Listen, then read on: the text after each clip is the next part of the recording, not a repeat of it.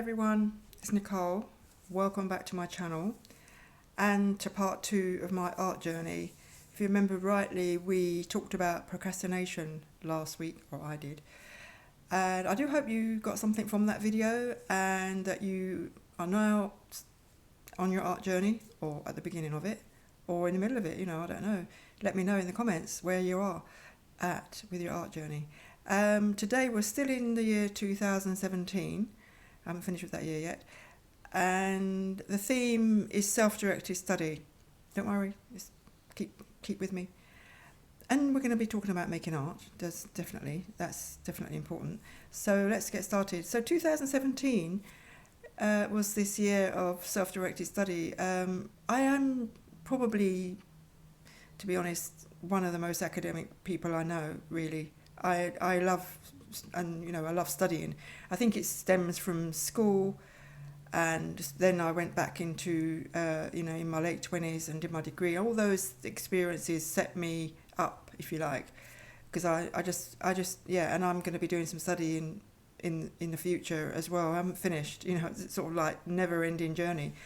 So I'm not surprised that I took that route, really, but I think what was interesting and inspiring was watching young students doing their GCSE art O-level projects, doing their their A-level projects, which would probably take a year, and the ones that I was seeing were the ones that got their top marks, and they were just so inspiring to watch. This is the project that they've worked on for the best part of a year. And again, they studied, they studied their craft, and they did a very interesting a take on various themes that they were given to work with, in the school or college. So the process of making art has always been interesting to me, and I think that's one of the reasons I started to take it a bit more seriously, if you like, in that year. And so there was various things that I did. And I've highlighted three things that I did that are all related to self-directed study, if you like. But I will be giving away a tip at the end of the video, so do stick around. Study tip, call it that. Let's call it that. So we're in April 2017, and I started to use this little digital recording. It's an Olympus one, for just capturing the art process, the creative process, if you like, after I've made some paintings or whatever it was, really, depending on what it was. If it was inspiring enough, I would definitely want to capture the thoughts and feelings, and I did it in this little device.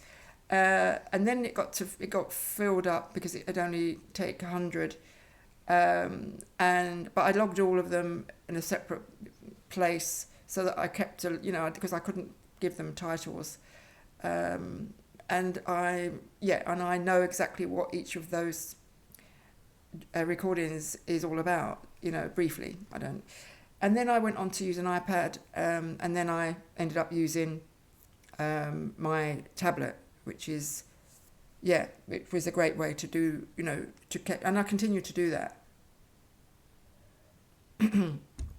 The only difference is I don't spend so long doing them. I think, I can't remember, but it did feel like I was spending too many minutes. But so now I do a minimum of 5 minutes on each thing, on each recording.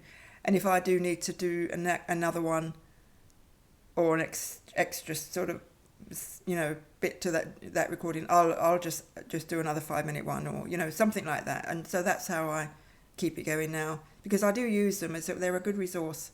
I've actually used that one recently because I was wanting to remember what I was thinking of and feeling about when I did a particular piece of artwork that I wanted to share. And so that helps, it takes me right back. The memories are still there, which is, there's a lot of memories in there. The other thing I do is I study using this notebook. This is my favourite notebook of all time. I bought it for either 99p or £1 English, we're talking, in one of those pound shops. And I I was a bit annoyed actually when I went back because I wanted to get another one, and they sold out of the whole batch, and so, excuse me, I was unlucky. But there are things in here that I keep a log of. Artists that I'm really interested in. One particular artist I'm going to showcase is Cara Walker. If you can see, yeah, Cara Walker is an African American female artist, obviously, and she's done some really fascinating work. One of her famous works was, let's get this right, the A Subtlety or the Marvelous Sugar Baby Made of Sugar. Yeah, do check it out online. I would recommend. But those are the sorts of things I would keep a track of in here. For artists that I was particularly interested in, and would be inspiring me. That particular artist, Cara Walker, does collages, so that was why I was interested in her. As well as other things, she does other things. You know, she's a mover and shaker, I call her. So that's just, that notebook is where I capture the reading as well that I've done over the years. Anything that I want to refer back to, and if I've learnt something from, I want to keep a track of it. And the next thing I'm going to talk about is art journaling. Not the kind of journaling that most people think about when you say art journaling. I'm talking about keeping notes in mind. Yeah. Although I must admit, I did do one painting in here, a finger painting, but I'll talk about that later on because it's connected to this tip. I'm just getting you intrigued now, but it's not my cup of tea to do those kind of things. But I like to experiment, so sometimes I do things and think, oh no, I don't like that. I won't do that again. So the journaling is really very generic. If you can see there, I've got recordings. That's where I've listed all my recordings, and that are in that little device here, so that I can refer back to them if I need to, and I have done. And so basically there's all sorts of things in this one as well. This is the most current one. Anything that's relevant to me as an artist, interesting to me, I will write it in there. It could be a YouTube video with tips and tricks again. It could be a lot of different things, but I'd recommend it. If you like, I mean, I think it's probably because I like writing that I do these things. I do enjoy the writing process, so I'm getting that joy as well. Those are the three things. And you might be wondering, well, did I do any art? Yeah, well, I did. I made 11 pieces of artwork, not a gigantic amount, but the following year I do a lot of artwork, which you'll get to hear about in the future, in the future videos. And the reason I know it was 11 is because I started to keep an inventory in that big notebook, and that's another journey in itself. It's very interesting. I'll probably do a video maybe on its own idea, because I think it's a good idea to keep an inventory of what you do so that you know exactly where your artwork is. So I won't get into that now, but I did 11 pieces of artwork. I did more colour pencil drawings, mixed media collages, and some sketches. So that's the end of the journey about my, pieces of study, the self-directed study and all of that. But the tip is coming up now. So in May, I came across somebody called Peter Stanyer, who runs this draw and paint online taster course, call it a workshop, whatever you want to call it, for £10, 10 English pounds. Yeah, it really is good value for money. So he sets 4 exercises for you to do, and you do them and you get the feedback.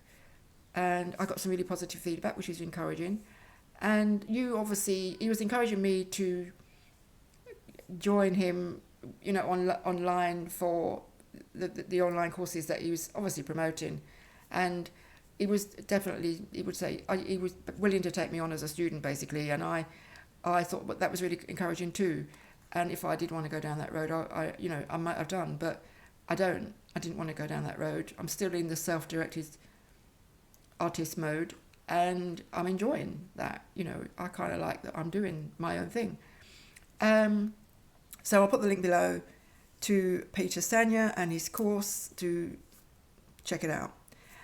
In part 3 next week, I'll be covering 2018, when I set up my artist website and my Instagram page. Very exciting, very exciting. So more next week. Thank you for watching, and if you enjoyed this video, please do subscribe, leave me a comment. I do like to hear from you, and stay safe, and bye for now.